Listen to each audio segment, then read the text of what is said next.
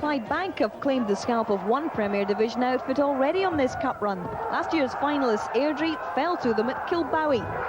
Now in football parlance, the away day to Pittodrie can't come quick enough for some, but for others it's looming too soon. Injuries to two of the Bankies' young stars mean that it's touch and go for tomorrow. John Henry's been out for 5 weeks but is determined to make it. He's on Blackburn Rovers' wanted list. The game's as important to him as it is for the club. It's a platform. I think you could maybe show that you've got qualities to go on and play at that level, so it's really quite important. I talked to make it. Like Henry, Clydebank captain Sean Sweeney's fighting to be fit. He's already led his side to 2 victories in the cup, this one against East Stirling, but he's keen to prove wrong the doubters who don't give them a prayer at Pittodrie. Everyone's talking about the form team in Aberdeen. They're so good, and they've got all these young, tremendous players, and it's looking that way, but we're not going to write off our chances. We're going up there to hopefully do something special in this game, and we'll see. In addition, the match offers Sweeney the chance to test himself against his old under-21 teammates Ian Jess and Scott Booth. Booth, the man who's already ended the cup dreams of another First Division side this season with a hat-trick against Hamilton Accies. Sean's a really nice lad. He's a very good player as well. He's a big lad, and I'm sure he's going to get stuck in about us, and there'll be no friendship on the park, but I will be off the park. There'll be another on-field reunion tomorrow involving 2 of the elder statesmen of both clubs when Bankies' 32-year-old prolific striker Ken Eadie comes face-to-face with former Falkirk colleague defender Brian Irvine. The thing is, he scores goals, which, like Duncan Shearer in our team, means that that's his real worth to the team. But in saying that, he offers an awful lot more to their team. And he's got a good touch, and he's a strong man as well. So yeah, it'll be a real hard match. You have to be on the top of your game to play against him. Determined to enjoy an Aberdeen away day was a small band of Bankies fans. They'd come early for a game they were expected to lose. In truth, it wasn't a match for which to be late. Those still parking the car missed a frantic first 10 minutes, which began with a penalty in the first 60 seconds. Mixu Patalainen was pulled back by Bankies defender Sean Sweeney, and referee Crombie pointed to the spot. Duncan Shearer totally decisive about the conversion at his 23rd goal of the season. Aberdeen fans may have thought the breakthrough would open the floodgates, but if anything it jolted the Bankies, and in particular John Henry into action a minute later.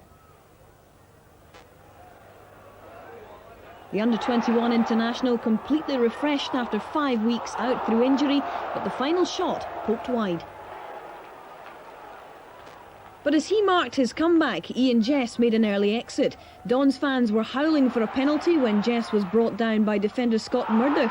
But after voicing their disgust about the decision, they were soon to voice concern about their young striker as he received treatment in obvious agony.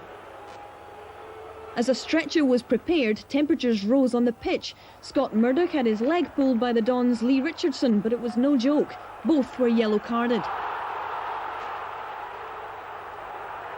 Meanwhile, Ian Jess was making his way to hospital. A break just above the ankle is the diagnosis. The only good news, it's a clean break, but Jess is ruled out for the next 2 months.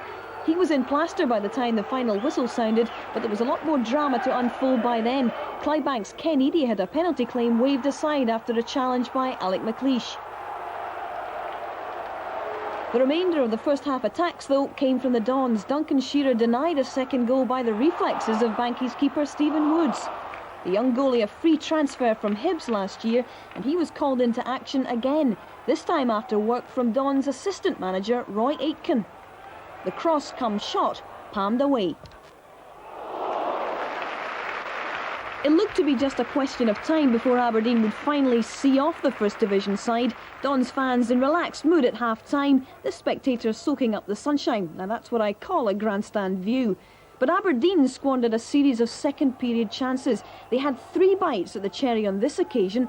First, it was Shearer to be denied, but watch out for Patalainen in the way, and Grant eventually wide of the mark.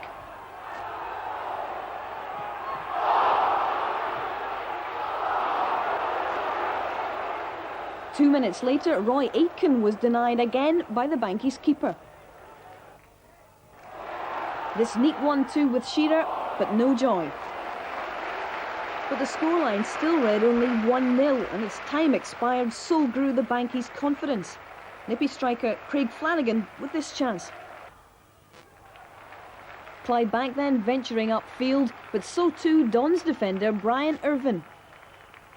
He has one cup goal already, and only the woodwork stopped him adding to his tally. But the ball finally did cross the Clydebank goal line in the 69th minute. Again, it was the product of good understanding and good build-up involving Scott Booth, Roy Aitken and then Duncan Shearer.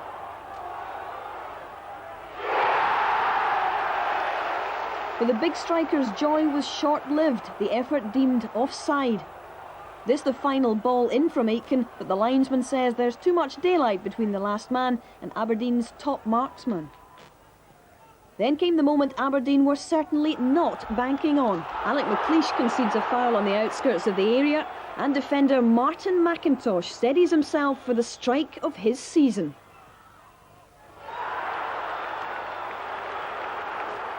The 25-yarder soars past an incredulous Theo Schnelders and into the roof of the net.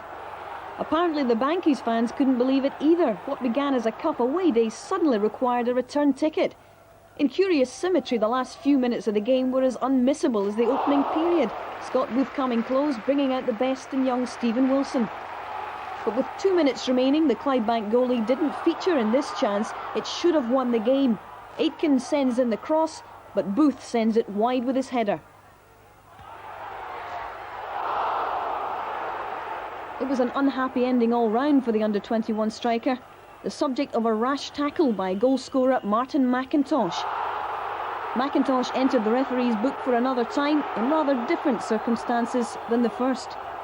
No time though for the Dons to make anything of the resultant free kick, the final whistle, the final score 1 each. As the Clydebank fans entered delirium, there was a real contrast in post-match reaction. With Jess in plaster and Scott Booth carried off, Aberdeen were left counting the cost of the game, and Clydebank look forward to counting the pennies from not just this match, but the full house from a replay at Kilbowie. Jim, before the match, Mr. Steedman said, just send the cheque to us, you'll be glad they didn't. He's a fly old codger, isn't he? I think we all realised that if we could play to our potential, we'd be enjoying the game, and I think as it turned out, we deserved our draw. The money thing was a joke, of course, as you know. We're loaded down at Clydebank. Don't need the money.